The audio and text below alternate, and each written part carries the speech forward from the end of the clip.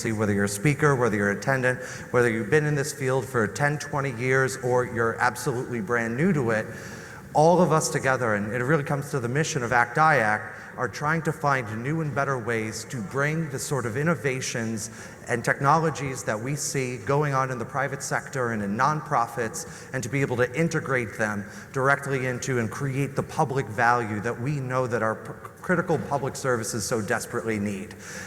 Myself, just quick introductions, because Combi's voice is going after emceeing all day.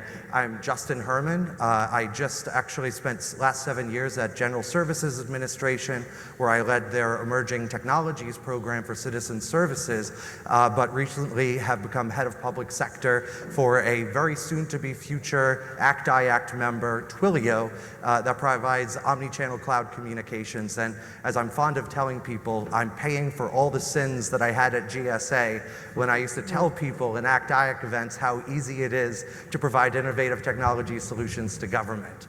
So that being said, it's kind of perfect that we're here today with this group of people, because that's exactly the topic we're going to talk about today, is the role of the private sector and nonprofits in driving public value through private sector innovation. Now, before we get into introductions and really get into this, because we have a very dedicated crew who have stayed here throughout the day, and I hope it's been wonderful.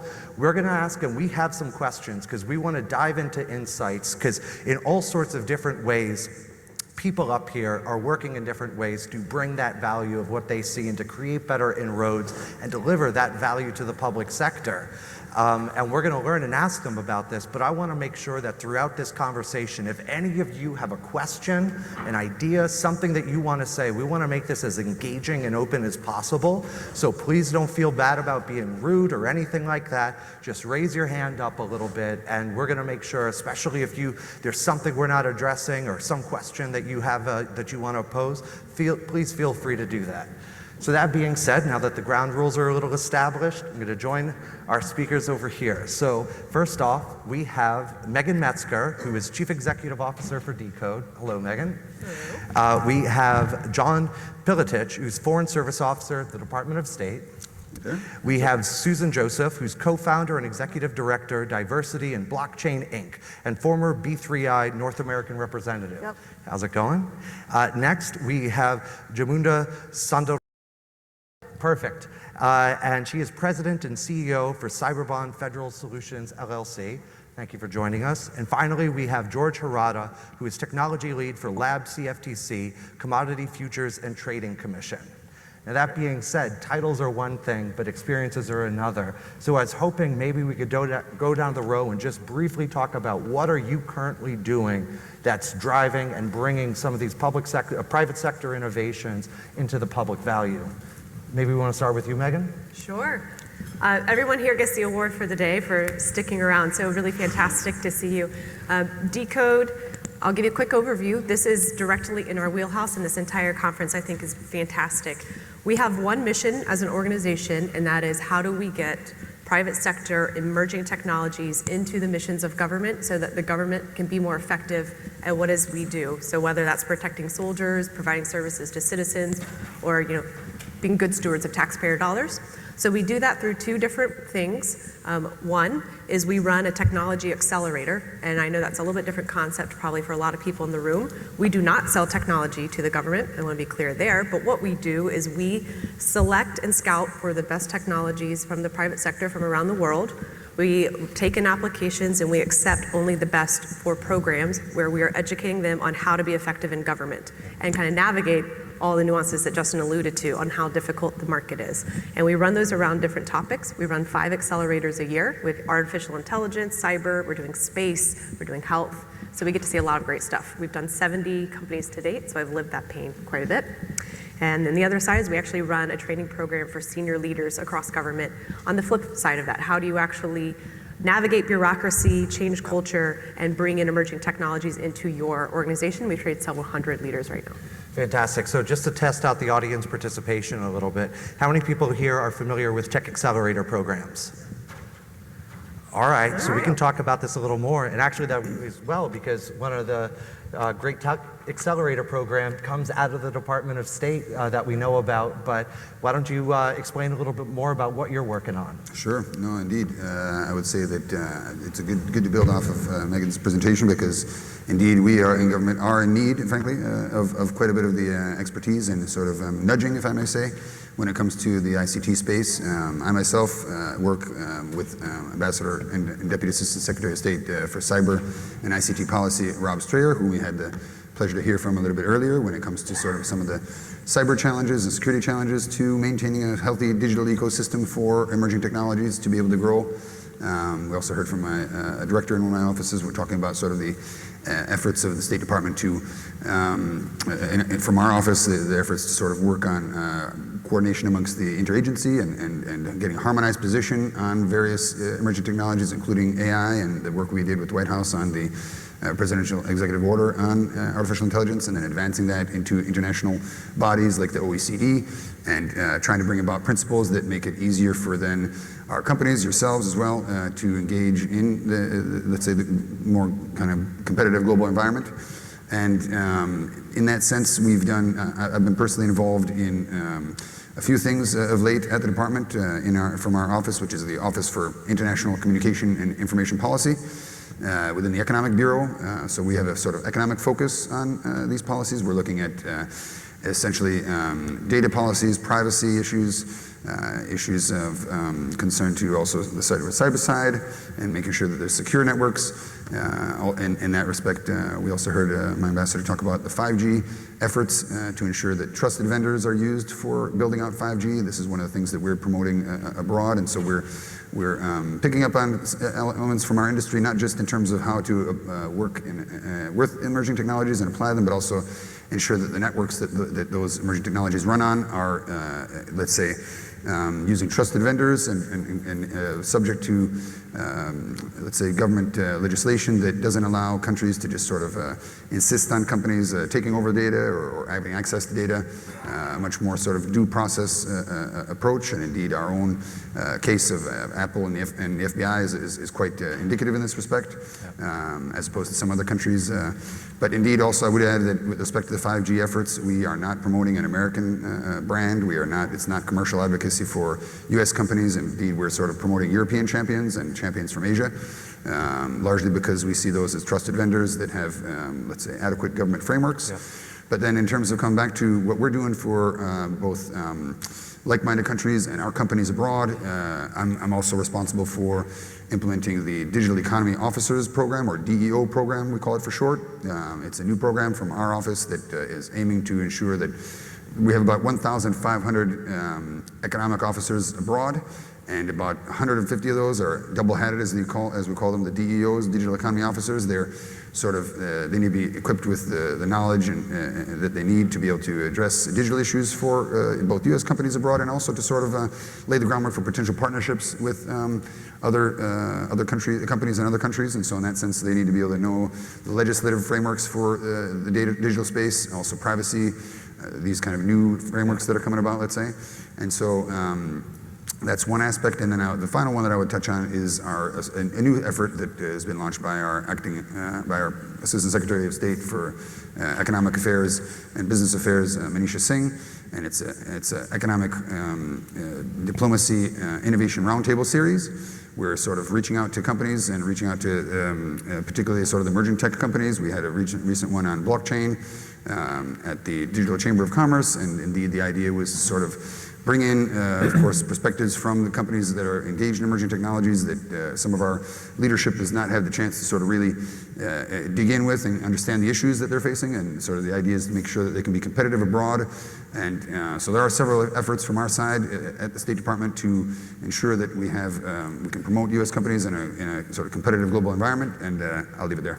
Okay, awesome. And something we want to bookmark for later that stuck out to me is the idea of how does one even become and establish themselves as a trusted provider of emerging technologies by your standards, and what that means, especially in fields where it's so rapidly evolving and there's so many new players in the space. So we're going to just put if the audience can help and just kind of put a bookmark in that, we're going to return to that. But Susan, tell us about it.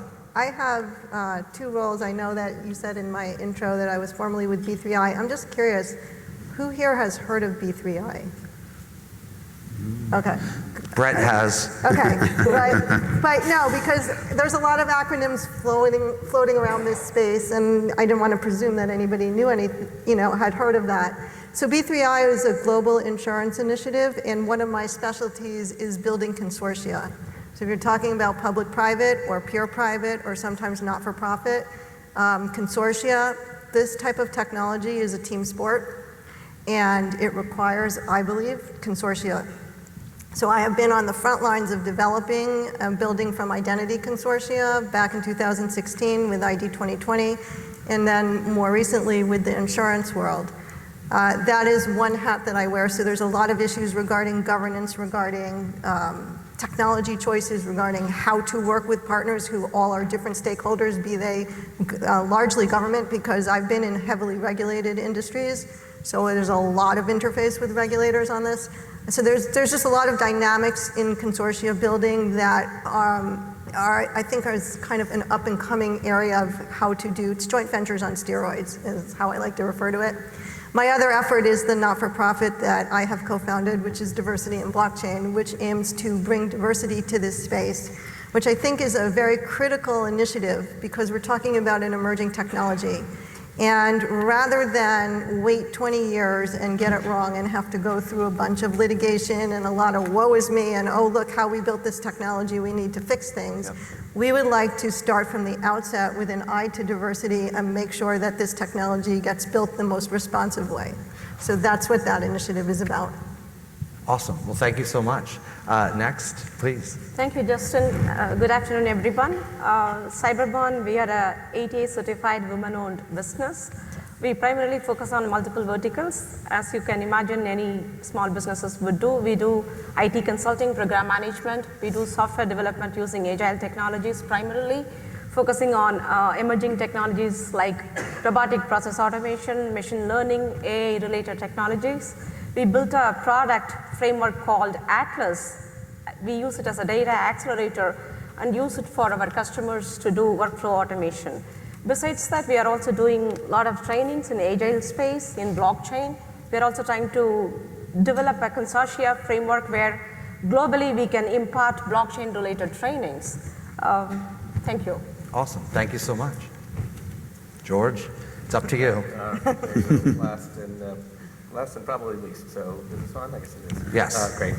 So I should start because as I'm a government person, we have to start with the disclaimer that these are my thoughts and not necessarily the thoughts of the commission or the commissioners. But I think those disclaimers are built into the registration Fantastic. page for ACT-IAC. It basically is like, let's all be in articles for a good reason, not a bad reason. Yeah, I mean, since I started working in this role at Lab CFTC, which I'll tell you about in a second, it's actually housed in the Office of General Counsel. So if anybody makes you nervous about that disclaimer, work in OGC, the Office of General Counsel. They'll make sure you say it every time.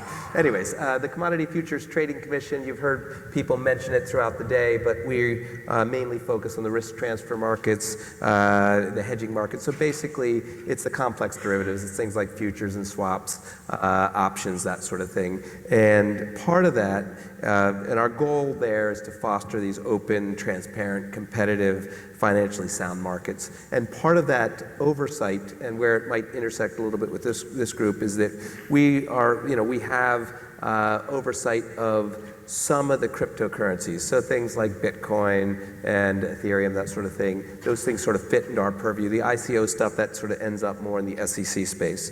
Okay, but how is it that we interact with the private sector? How do we do that? Part of that is where I work. I work in Lab CFTC, and Lab CFTC was launched by Chairman Giancarlo. And so Chairman Giancarlo sometimes is known as Crypto Dad. And so Crypto Dad. Do you call him that? What's that? Yeah, no, there's a hashtag for it. Whenever he speaks. If there's still press in the room, please. Right now, whenever he happens. speaks, it's like hashtag Crypto Dad. In fact, sadly, we're going to lose him in the sense that Is he becoming Crypto Granddad? Well, that's right. In the sense that he's stepping down shortly, because I think today Heath Tabbert, who is the next incoming chairman for the CFTC, was confirmed today. Oh, so unfortunately, we're going to lose Giancarlo. But Chris Giancarlo was very forward-looking. He focused on things like do no harm and trying to do engagement with the innovative community. And so Lab CFTC fundamentally is an opportunity for us to engage with the community as a whole. We had three things. One is Guide Point, where we have lots of people come in and they say, we're going to launch this thing and we need a little advice. Would this fit under the CFTC? Would be the SEC, that sort of thing. So it's a great way for the private sector to come to us and get some sort of guidance, which is fantastic. And and I would say if any of you are interested, certainly welcome you connecting with us, and we can have a meeting with you as far as that goes. Second part of Lab CFTC is CFTC 2.0. That's where people come in and they say, we have an idea of how CFTC could do better. So we'd like to tell you about some technology we have, or some AI we have, or something else. And that's the other part where people come in and it's sort of a private-public partnership where they come to us with ideas, and we can pursue that to see if that's something that we might want to use for CFTC. And digital reg is the last piece. That's less relevant here, but that's where we interact with regulators domestically, internationally. And anybody that's in the private sector knows that all these things, there's so many multiple regulators, right? So trying to work through it, but at least you can be glad to know that we try our best to work with each other and understand our jurisdictional boundaries and work that way. And one or two last things, because I know I've sort of gone over here, but just to say that we have a lot of other things that we try to do. We have office hours where we go to places like Austin, Texas, or New York, or Chicago, or San Francisco, to the Silicon Valley. And so we interact, we go to where the innovators are. So it's not just private sector, you come to us, we go to them. We're doing things like the Science Prize Competition Act, where we are putting out prize competitions, and so maybe expect to see something a little later this year on that. And we put out RFP or RFIs, requests for information. So we have many, many different ways the CFTC is really trying to learn from you, the private sector, and understand your concerns and figure out ways that we can work better with the innovator community to move things forward here in the United States. All right, fantastic. So we've got the lay of the land here. Quick question. So I'm about to go into the questions, but again, if you have any comments or ideas that you want to share or ask anybody, please feel comfortable. Please feel comfortable to do so. So that being said, quick question. Is there anybody left in the room who actually thinks that providing emerging technology solutions to government is an easy, painless, and very straightforward operation? Okay, so nobody. That's a leading question, as Megan says. Thank you for throwing me under the bus for that one. Because what I wanted to get into is that there are so many roles and services that you could provide that are a heck of a lot easier than providing and working and trying to share and bring public value from private sector innovation, that you could probably sleep a lot better and deal with just much more straightforward. But you have chosen these fields. You have chosen to take on these roles and challenges. I think we're all very thankful and glad that you did. But there's got to be a reason for each one of your organizations. So what was it that made you decide that it's important that you take on the challenges, and it's important that you're in a constant state of learning and outreach? What was it? What was that decision point? I'll start. I mean, for me personally, part of even the reason that I started Decode was because I was sitting here, and I think probably the same reason a lot of you are sitting in this room, I was watching technology fly by the government in the pace it is being developed. And I looked at these missions that we were trying to accomplish, and we're spending billions of dollars to build things that we could have bought for half the price and triple the quality. And that's not saying anything about our current market of the quality of what we have now. It's just that we can put out software and new releases faster than we can get a meeting inside the government in the private sector. So the technology pace was changing quickly. But what I actually found was government was starving for it, and they were begging to get in new solutions and find better ways to do what it is that they signed up and why they were civil servants. Yeah. So, I thought, great, and a lot of the technology was coming to this market saying, I want to be in that market. You have the best problems to solve. Of all the industries that technology works in, you're just the hardest to work with, but they want to be here and they need a better way to do it. All right, so speaking of the hardest to work with, next we get to maybe go over to a government side of the equation, because you talked about a lot of the intricacies of policy, all those things that it's so easy for companies and Silicon Valley companies to overlook. So like, that's minutia and details we don't care about. Is everything. So why did Precisely. you take on this? I would say that, frankly, indeed, looking at it from the State Department's perspective, we see it. We see a lot of things in interface with the international world, and, Yes. and indeed, we're frankly seeing where we need to catch up. We're talking to some of the distinguished ambassadors in the last panel, and hearing from them, and hearing the places where they're ahead of us here in the USG. And indeed, talking to even some of our, as I mentioned, sort of digital economy officers who go out there in certain posts, let's say in countries that are a bit more advanced when it comes to tech, and coming back with ideas, new ideas for us back home as to, hey, why don't we modernize this back even in the department? So in that sense, I would say that a lot of our own sort of approach to getting our game up on tech has been largely driven from international events and the need to at least be, maintain the first mover advantage for the U.S., where the internet, of course, was developed. Yeah. And in that sense, I would say that coming back to the point of trusted vendors, we're looking at a potentially bleak world in some respects when it comes to the 5G, let's say, evolution, deployment, and development of 5G technology. We have really 5 players out there, 2 of whom have the full stack, and they're both Chinese companies. Both, as I mentioned sort of earlier, subject to legal regimes where they are indeed compelled to provide data to their government if indeed the government comes knocking, and indeed they're much more beholden to that government than they are to their own shareholders. So coming back to sort of also the disclaimer, it's a good thing you work for the State Department. These are the policies we're promoting, so I can freely espouse these policies without any disclaimer. Frankly, this is my job. So in that sense, I would say that the other 3 that we have in that group of 5, Samsung, Nokia. So the first 2 are ZTE and Huawei. The other 3 are Samsung, Nokia, and Ericsson. So I mentioned earlier, we're not championing American companies. These are European and Asian companies. And indeed, sometimes when we published our entity list of trusted vendors or at least non-trusted vendors, the immediate response was from many of our companies, hey, wait a minute, but we're losing out on this. And we're looking at it from this perspective that indeed, if you look at a Huawei, they can go into a country and not make profits for 5, 6, 7 years. They can rely on subsidies from their national government that none of the companies I mentioned from the 3 trusted vendors can rely on. So My bosses would not like it if I said we were not trying to do business for 5 or 6 years. So, yeah, so imagine, I can imagine that. So frankly, these would be out of business. The players like Nokia and Ericsson, they were in the handset business as well. They fell out of that part of the stack, if I can say.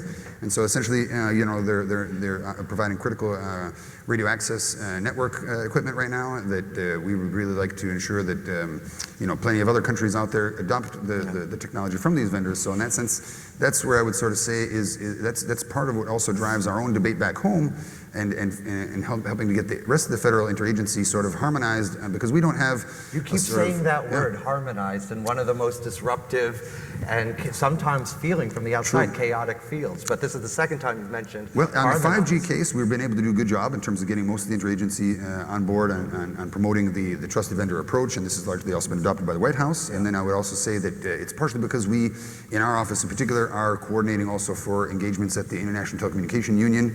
We have the very important World Radio Communication Conference 2019 coming up this autumn, and there'll be 5G standards developed there that many other countries out there will sort of use to seek cover in applying their own approaches. So in that sense, as I was saying, a lot of times we're fielding information from abroad and then helping to sort of bring that into the USG ecosystem, saying, look, we need to get up on this piece. And indeed, in that sense, I think engaging with industry is critical.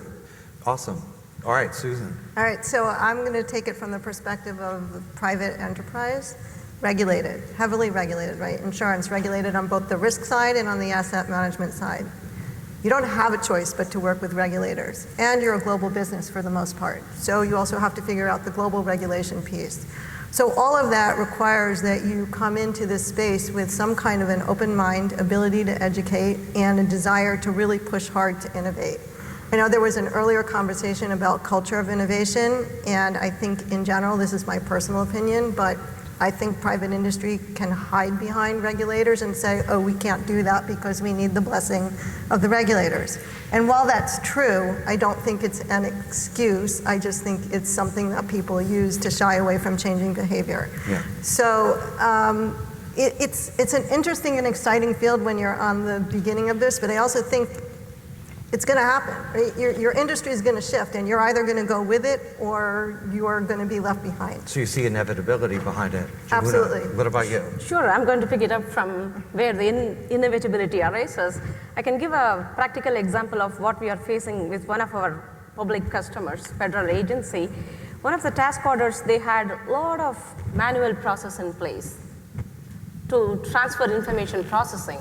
So it involved looking into a file in a shared drive and then picking it up, copying it, dragging it, tracking it manually, and then processing information, potentially manually redacting every information. And then we thought, how do we improve modernization here? So we thought we had a product, ETL framework, that we could leverage. So what we did was we customized a couple of machine learning libraries on top to see how we can potentially redact PII elements, personally identifiable information for the government, in terms of looking through the files. We automated all the components, system components, to tracking by what they asked for. It could be minute by minute or 5 minutes, scheduling an ETL process. So everything was automated, and uploading all that information to the legacy database was a challenge, manually doing. So we again had another machine learning component we built that would automatically push the document to the legacy system. So this not only automated, it also reduced the risks of human errors, copying from one file, manually tracking, and then uploading. There was also a potential data breach. Some of the PII elements were not redacted and posted in the legacy database. So the solution that we came was very much embraced by the government through an ATO process. You touched on it, through regulation. So that helped the government in terms of improving the efficiencies, streamlining the process, and we are almost getting into deployment next month. So that's another way that government is looking at automation. All right, George, and we're bringing it back to the original question. Back to the original question. Why did you take this on?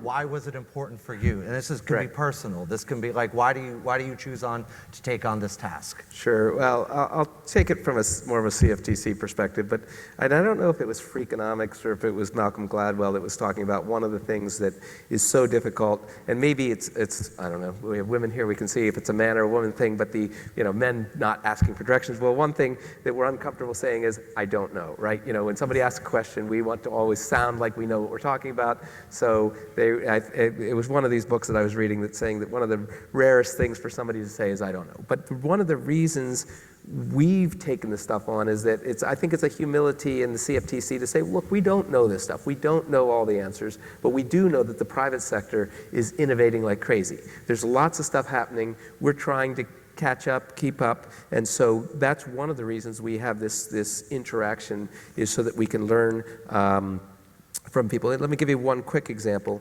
I mentioned the Science Prize Competition Act, so that we're having this competition coming up, but we are big believers in crowdsourcing. So when we thought, well, we could just go ahead and say, we've got a great idea for a competition, here it is, but instead we said, we're going to put out an RFI, we put out a request for information saying, we're going to do a competition, but we would like your ideas. And so we sent it out there, and lots of people in the private sector then submitted their ideas for competitions that they would like to see. Yeah. And so we did that in a very open and transparent way. You can see what people responded. It's all there on our website, so you can see the responses to that. Because again, we're doing this so that we can learn. We don't know all the answers, and we want to know what the pain points are. We want to know what the issues are. It's just a part of sort of the ethos at CFTC. And then to add one more thing, because that's an old joke about, I'm from the government, I'm here to help. But frankly, we are trying to be helpful in the sense that we see that this is some technology that we would like to push forward and advance, the U.S. economic interest, right? So we see that by cheerleading this, by trying to promote this can help the U.S. continue to have this technological edge. So part of it is the humility to say we don't know. We want to take in the answers, and the second part is to say, look, to the extent that we can help promote this so that it's wave the flags, whatever, but ultimately it's for ourselves and our children and our grandchildren to have a better life here in the United States, is to try to continue to have this country be a leader in innovation. Yes. And then one more point on the harmonization, if I can say, picking up from the CFTC, which is important, I think, indeed, looking at emerging technologies, looking at, let's say, blockchain, for example, or let's say tokenization, this kind of space. Really, it was, in terms of the USG, it was, the Homeland Security folks that were talking to the Treasury initially saying, I think it was back in 2014, maybe a bit earlier, hey, you got to get a grip on these cryptocurrencies, this sort of, the illicit use of illicit ability to move around illicit monies and this kind of stuff. Treasury then said, okay, we'll regulate it like a currency, and indeed they started to move in that direction. Then later on they said, oh, wait a minute, I don't know if this is the best way to regulate it, and then the SEC comes in and says, oh, wait a minute, this is, these are what do you call it, securities, so it's regulated as a security. And then you have the CFTC callings also coming in and saying, hey, wait a minute, but maybe these are commodities, so let's look at it as commodities. And so I would say that, we in the State Department have been at least, again, one of these agencies that doesn't have a dog in many of these fights, if I may say. In that sense, we're looking at sort of how we can harmonize those positions, both for the benefit of our ability to then project abroad what our policies are in these spaces, but also for the benefit of domestic agencies that sometimes have a difficult time, seeing eye to eye, have different arguments to be made. We pitch our views to the White House, which are, not as expert as some of the other, let's say, agencies, but that is one of those other spaces where when we're talking about blockchain, where we're talking about tokenization and ability to, get control of your data, frankly, and be able to monetize that if possible, then to have, at least a unified approach. Okay, and we're going to come back to harmonization as well in question number 6. So we're going to put a thumb in that. And these are actually probably this next question. You're going to have the briefest answers of probably the entire panel, and it's something that hopefully people who are here can identify with. What, during your journey and your experiences in this field, working on these projects, fueled by the passions that you have, that you just described, what were the most surprising / frustrating things that you've experienced, along the way? And you could be as brief and punchy as you want. You're already raising your hand. Because I've testified in front of government agencies, and still to this day I get, is this Bitcoin, when I'm talking about blockchain. Mm-hmm. So fundamentally it's education, and making people comfortable with the education. Awesome. Okay, so education. Jumana, what are you thinking? I would allude to what she said. Extension of education is imparting training. So where it can be a differentiator for them to clearly understand what the differences are between the blockchain technology and the Bitcoin, because people use it interchangeably, and we know the differences when it comes from the technical perspective. In addition to that, I would say many of you would have felt the same perspective that I do. The other frustrating experience could be from a small business standpoint when we want to demonstrate our emerging technology proof of case or a use case. It's hard to find out which agency is basically driving that innovative strategies. Yeah. It's hard to find out. So if they can somehow share it through the industry partnership or through whatever means of vehicle, it would be an opportunity not only for me, for many of us, to have a win-win strategy on both sides, from the government as well as the industries. I can get that on terminology. When we started the AI program at GSA, at first everyone was just debating around what the definition of AI versus machine learning, instead of, and I was fond of saying from like the Matrix, when they're doing the simulated fight and he goes to Neo, stop trying to hit me and hit me. And it's like there's all this work we need to do, and we could spend so much time debating terminology and not actually focus on what we need to take action on for what it is. Megan, what are you thinking? So I would say 2 things surprised me the most. One, when I started Decode about 3 years ago, emerging technology conferences didn't really exist at that time. And I approached it from thinking, well, if we can help companies understand how to get there, then we can start pushing this ball forward. The government's much, much slower to change. And the first time I remember an agency cold called us and said, I need to see the art of the possible and meet the tech you're engaging with. And it kind of spiraled from there. So what surprised me was how many agencies were reaching out and are hungry to find better tech to pull in. And I think the other part that was surprising too is I saw a lot of emerging tech from around the country, and sometimes they would say, no, I don't want to work with the government, but that number is constantly going up. So one of the first things that we did as a company is we did a blast of 40 venture capital firms and said, I'm not raising money, this is what we do, we're interested in the portfolio and pulling that to government. And we had a 40% response rate. Has anyone done cold marketing? Like, that's insane. And they said, I'm all ears, the government's a mystery, He's surrounded laughing in about bubble he's wrap. done cold marketing over Yes. there. Yeah. We'll see him at the happy hour talking about it, I'm sure. Yeah, so despite what you read in the news, we hear all the things about Google not wanting to work with the government. I think that's actually not the norm, and emerging technologies do want to come here.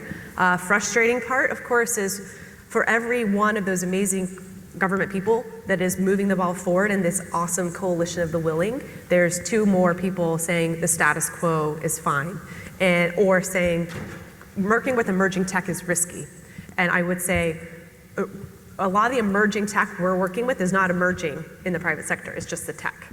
And It's Wednesday. it's Wednesday, but we aren't actually being risk adverse by not pulling in emerging tech. We're shifting the risk to the people that have the most to lose, our soldiers, our country, and things like that. So status quo actually is way riskier. Yeah. All right. Actually, so we've anchored now. So we got 2 more questions. So I'm going to ask actually a new question specifically for you, because when you've started this, and obviously when you're inside, when you're in the government side, there's a whole separate animal that's going on that you have to navigate. And a lot of times people with the best intentions will start a program around emerging tech and have false starts. It could be leadership, it could be budget, it could be waiting for policy clarifications. Either way, I'm sure both of you have had to pivot before or change something. Would you be able to share maybe something that when you first had your idea that I want to engage with this, I want to do this, and you had, ideas on how it would go, but as we know, everything changes once you're on the roadmap. What's one of those things? Just one of them. I could go. I mean, in terms of looking at blockchain in particular and listening to companies and seeing the sort of back and forth between what the sort of a desire for them to get a certain amount of legitimacy, if I can say, from more government more forward-leaning approach from the government, if I can, when it comes to certain tech like blockchain. Yeah. We need to have some sort of grand approach to it. That way, you get the attention of folks, you get a little bit more legitimacy, you get folks more comfortable with it, because of course the government has its own sort of approach to this, and yet at the same time you have others. Need to have a very light touch approach to any kind of regulation or any kind of, maybe not necessarily needing to regulate at all, but more or less sort of being, providing a sort of degree of comfort to the citizens that this is something that is not sort of dangerous, that's not something that's, let's say, risky, as you mentioned. And so in that sense, I would think that initially talking to folks and seeing about ways that we can try to get a greater sort of interagency consensus on things, and then taking a step back at a later stage in my work in this space and saying, well, wait a minute, frankly, there does need to be quite a bit of stepping up from the industry side as well to make the case, if I can say. And essentially, as in most other industries, you see innovations happening. We heard the ambassador from Azerbaijan talking about sort of the tech innovation from the oil stage. Eventually, tech gets brought on board. Things that are successful in the private sector will be brought on board in the public, or let's say, given greater weight and given sort of greater momentum from the public side. Yep. So in a sense, I don't mean to say that we don't have our roles in government, and I've been sort of talking up here about quite a bit about what we're doing to both gear up our own officers in the field to be able to provide support to American companies in this space. But I think there's also sort of quite a bit of work to be done both internationally, liaising with different companies and partners abroad to then give the sort of onus on other players to, indeed, I can see that the industry is working in this space. We might need to open up some doors. Yep. And that's what I would say was a sort of initially one approach where, maybe we need to do a bit kind of management, if I can say, and then, wait a minute, maybe it's better to have a sort of decentralized approach. Yeah, and it seems like in a lot of this space, because a lot of what's being outlined right now is those necessary steps in building harmony, creating better understanding, looking what's out there. But oftentimes with emerging tech, all of a sudden there's a release saying we need a national strategy in place. And it's like, okay, you know what? There's a few steps that goes into place, because if you just skip to creating a national strategy on a new technology when there's not a baseline understanding of it, how great is that strategy going to Precisely. be? You got to have a practitioner-driven approach if you're going to have it successful. Otherwise, you're going to have models where it's central planning and companies are not consulted, and so in that sense, it poses its own difficulty. George, have you had to pivot? I don't know if I have a satisfying answer for you, because what we did. You're already a winner sharing the whole crypto. Yeah. So if you actually want to sit this question out. No. I just say this, have a soda. that one of the things that we did maybe a little differently is because I was involved from the very beginning when we were planning Lab CFTC. And so one of the things that we did, again, to the I don't know thing, we spent a lot of time talking to people throughout the world, whether it was the UK Financial Conduct Authority or Singapore, what have you. We talked to lots of people, both internationally and domestically, about their programs, their innovation programs. We talked to the OCC, and we talked to CFPB, and we talked to everybody we could talk to gather information and see what it would take to make a successful innovation program at CFTC. So I think that sort of helped us. We haven't had to make any major changes. The only thing that I would say is that we've, different technology becomes, more the technology du jour, the things that people are talking about. Maybe earlier on, maybe more DLT. Now, right now we're in the midst of a lot of cryptocurrency. Then it'll probably pivot back. Now we're probably going to start hearing people talk a lot more about AI. It tends to change, but for the most part, it's just evolving from one area to another. So for the most part, we haven't had to have any major. But ask me in 6 months after we have green lights over at the once we have our new CFTC chairman in place, we might have a pivot. So who knows? I actually am hopeful, really, that it's a smooth transition, because we have a sense that there's a continuation of thought between the chairmans. Yes. Well, if I could just add, so we're in a really interesting spot as Decode, because we have the opportunity to engage with all the innovation hubs across multiple agencies, whether that's Homeland Security Innovation Program or AFWorks and SoftWorks, and we get this interesting perspective. And the things that I see work extremely well are when there's an actual kind of goal, like the stuff that you're talking about. Like, we ran a challenge, but we were going to then do the follow-on. Or, a lot of it is focused much more on not just standing up an innovation hub with some flash and trying to drive some attention, but it's actually creating transparency and requirements for emerging tech, lowering the barriers for emerging tech to get in. Yeah. But really, the fantastic ones are focused back on pulling in the program offices across agencies to help them understand how it could help them in their missions, and the ones that don't focus outward on the rest of the agencies and just focus on creating an innovation bubble don't have as much success. Yeah. So we've got about 15 minutes left, and this goes back out again to everyone. If you do have questions or something you want to share, just please raise your hand and we'll do that.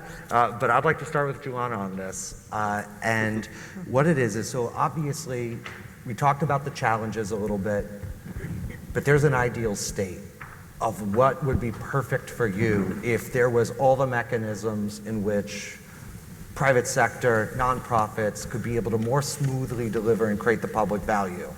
What's one step that everybody here could take? Like, if people sat here, walked out of the room today and did something at the end of the day to be able to improve and get you where that ideal state is. So I guess this is a twofer. One, what's a characteristic of that ideal state? Just one characteristic. And then what's one thing that everyone can do, an act can do to be able to make that happen?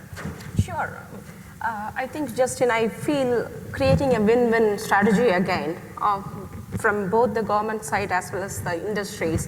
If we can align to their vision, understand what their challenges currently are they keenly focusing on one sort of technology, then I think we'll be able to derive some solution. To add to what you said, forums like ACT-IAC and other communities of practice and other forums can build a lot of work groups focusing on specific vertical. Could be within machine learning, this can be natural language processing, this can be deep learning. Yeah. Come up with some use cases that aligns to the context of that agency and make the small businesses to come up with the proof of case of how they can deliver value by coming up with their solution. So then a lot of small businesses are also given an opportunity to showcase the work. Also, that experience can come from the government too. For example, if I can cite an example, the CIO of HHS, Jose Arrieta, did his first blockchain implementation to process the IT-70 schedule verification in the fast lane. So I think that can be again implemented for other agencies if they have to do a similar sort of fast lane processing for their certification, like SBA does their ATA, Hub Zone, right? So we can think innovatively and use the same example, learn once, use it many times, but then tailor it to your agency, which technology you want to pick it up from. So I think leadership innovation, again, can drive that factor. All right, Susan, what are you thinking on this? So I'm thinking that having maybe a wish list of business problems to solve might be bringing it down to a more practical level. And then you can, because one thing that private industry tends to do is to come up with those problems. The technology has sometimes been deemed as a solution looking for a problem. But oftentimes it is, we're looking to solve a problem. We're trying to identify our supply chain. We're trying to figure out our regulatory transparency. So a list of actual solutions that you want to see implemented would be probably pretty helpful and give you a starting point to have that interaction and also make it not scary. Because I mean, I'm in the position of interfacing with major industry and similar to Megan, also to the startup world, and particularly in the insurance world, which is so heavily regulated by 50 states, 2 territories, and the federal government. There's a reluctance to understand that you have to jump into the regulatory fray as part of it. There's a reluctance, I think, on the part of the regulators from an education perspective, just because it's a lot to learn, it's emerging technology.